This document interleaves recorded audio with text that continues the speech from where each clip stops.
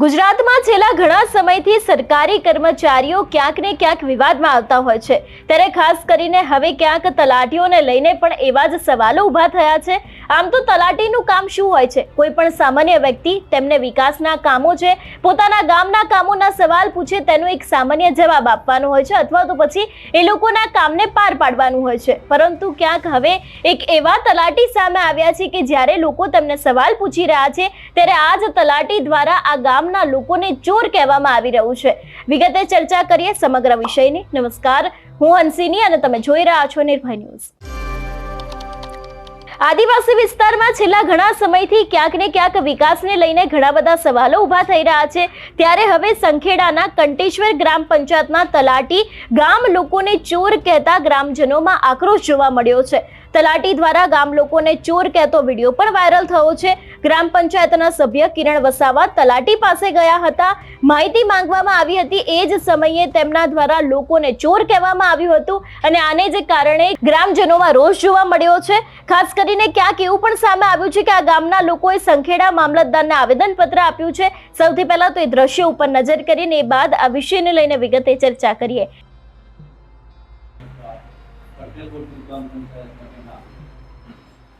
અને તમારી સમક્ષ રિવ્યુ પણ પહેલાં ગટર લાઇનની અને એક રોડ આરસીસી લાઇનની આઈટીઆઈ માહિતી પણ માંગી હતી। બાકી અધૂરી અમને આઈટીઆઈ માહિતી પણ મળી। ત્યારબાદ અત્યારે 15મી ઓગસ્ટે ગ્રામસભા રાખવામાં આવી। એ ગ્રામસભાની અંદર જે તમારા ગ્રામ પંચાયતના સભ્યશ્રીઓ તથા તલાટી કમ મંત્રી સાહેબ પણ હાજર હતા અને ગામના સભ્યો પણ બધા હાજર હતા અને કાર્યકારીના સભ્યો પણ હાજર હતા, વસાહતના સભ્યો પણ હાજર હતા। એ રૂબરૂમાં તલાટી સાહેબે ગામ લોકોએ નાગરિક નાગરિકોએ પૂછતા કે ભાઈ અમને ગામના તમામ જે કામ થયા હોય એ કામની વિગત માંગવી એ પ્રત્યેક નાગરિકનો અધિકાર છે। પણ તલાટી સાહેબે અમને કીધેલું કે તમને દિવસ 4માં મેં તમને મારે જે બધું નહીં પણ જે ફોર્મેટ છે તે આપી। ત્યારબાદ અમારા સભ્ય 3 નંબર વોર્ડના કંટેશ્વરના જ્યારે 7 દિવસ બાદ એમની પાસે 25 તારીખે એટલે કે ગઈકાલે ગયા તો એમના સાથે અભદ્ર વ્યવહાર કરી અને તલાટી સાહેબે કે કંટેશ્વર ગામના ચોર છે આવા શબ્દોથી સંબોધી અને એનો વિડીયો પણ છે અમારી પાસે।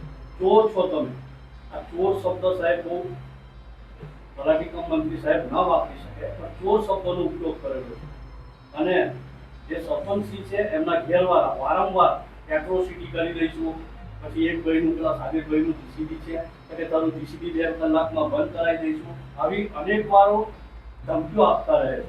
તો સાહેબ આના પર જે કંઈ કાર્યવાહી ઘટતી કાર્યવાહી આપ સાહેબે કરવી એવી માંગણી અને લાગણી સાથે અમે તમારી પાસે આવેલા છે અને અમારી આ રજૂઆત છે ઉપર લગી પહોંચાડો અને એના પર ઘટતી તમામ કાર્યવાહી આપ સાહેબ કરો એવી અમારી આશા અને અપેક્ષા છે સાહેબ।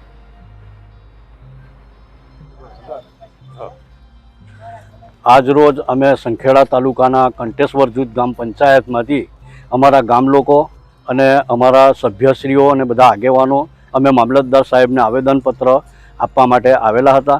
એ આવેદનની અંદર અમોને અમારી સાથે તલાટી સાહેબે જે ગેરવર્તન અમારી સાથે કરેલું છે અને તલાટી સાહેબ આખા ગામને ચોર કહે છે એવા શબ્દોનો ઉપચાર કરેલ છે અને જે અમારા સરપંચ સાહેબશ્રી છે એમના જે ઘેરવાળા છે એ લોકોને ધમકીઓ આપે છે કે ભાઈ તમારું જીસીબી બંધ કરાવી દઈશું, તમને અમે એટ્રોસિટી લગાવી દઈશું, એવી વારંવાર ધમકી મળે છે। તે માટે અમે આજ રોજ બધા ભેગા મળી અને મામલતદાર સાહેબશ્રીને આવેદનપત્ર માટે આવેલા હતા। મારું નામ મલેક અનવરભાઈ ઈસુફભાઈ। મારું નામ બકુલભાઈ એમ ચૌહાણ, કંટેશ્વર જૂથ ગ્રામ પંચાયતની નવી બોડી જાન્યુઆરી 2022થી શરૂઆત થઈ। એ સમય દરમિયાન અલગ અલગ તલાટી સાહેબશ્રીઓ હાજર હતા। કોઈકની બદલી થઈ, કોઈક બીજા આવ્યા, એ બદલી થઈ તો બીજા આવ્યા અને એ દરમિયાનમાં જે કંટેશ્વર જૂથ ગ્રામ પંચાયતના જે કામો માટે ગ્રામસભાઓ તેમજ સામાન્ય સભાઓમાં પબ્લિકની મરજીથી અને સભ્યોની મરજીથી ઠરાવો બનાવવામાં આવેલા। તલાટીશ્રીઓએ ઠરાવો બનાવેલા છે, જેવા કે ગ્રામસભાની અંદર ઠરાવોમાં સ્મશાન ગૃહ, વારી ગૃહો, road, RCC road, paver block તમામના ઠરાવો બનાવેલા છે। એ ઠરાવોમાંથી કેટલા ઠરાવો પાસ થયા કેટલા ઠરાવો બાકી છે એ પ્રમાણેની માહિતી અમે તલાટી શ્રી શિવેન્દ્રસિંહ પાસે માગણી કરતાં તેઓ શ્રીએ ઉદ્ધતાઈભર્યું વર્તન કરેલ છે અમારી સાથે અને વ્યવસ્થિત જવાબ આપેલ નથી અને અઠવાડિયા પછી જવાબ આપીશ એમ કહેલ. આ બાદ વોર્ડ નંબર 3ના સભ્ય શ્રી કિરણભાઈ વસાવા ગઈકાલે ગામડી ખાતે આવેલ અને તલાટીને મળીને રૂબરૂ વાત કરતાં તેમને કહેલ કે આ બધી માહિતી અમને આપો તમે. તો તેમને વ્યવસ્થિત જવાબ આપેલ નથી અને ઉપરથી કહેલ કે તમે લોકો ગામ લોકો બધા ચોર છો. એટલે અમારો ઘણો બધો આક્રોશ છે અને અમે ચોર નથી, ચોરી કરવાવાળા ચોર છે, અમે કંઈ કોઈ ચોરી કરી નથી. ગામ લોકોને બદનામ કરેલ છે. આ તલાટીના હોદ્દા પર ચાલી શકે જ એમ નથી. નવો તલાટી છે, નવા તલાટીને યોગ્ય લાગતું નથી. એને સરકારી કર્મચારી હોવા છતાં ગામ લોકોને ચોર કહે એ યોગ્ય નથી. માટે ગામ લોકોનો આક્રોશ છે. આ તલાટી કોઈ બી જગ્યાએ ચાલી શકે એમ નથી, કારણ કે એનું વર્તણૂક જ સારી નથી. માટે એ તલાટીને બરતરફ કરો અથવા તો કોઈ યોગ્ય પગલાં લો એવી અમારી માગણી છે. એ માટે અમે આજરોજ મામલતદાર સાહેબશ્રીને સર્વે ગ્રામજનો તેમજ સભ્યશ્રીઓ આવીને આવેદનપત્ર આપેલ છે. માટે અમારી વિનંતી સ્વીકારેલી છે અને આગળ ઘટતું કરવા જણાવેલ છે મામલતદાર સાહેબશ્રીએ. અસ્તુ.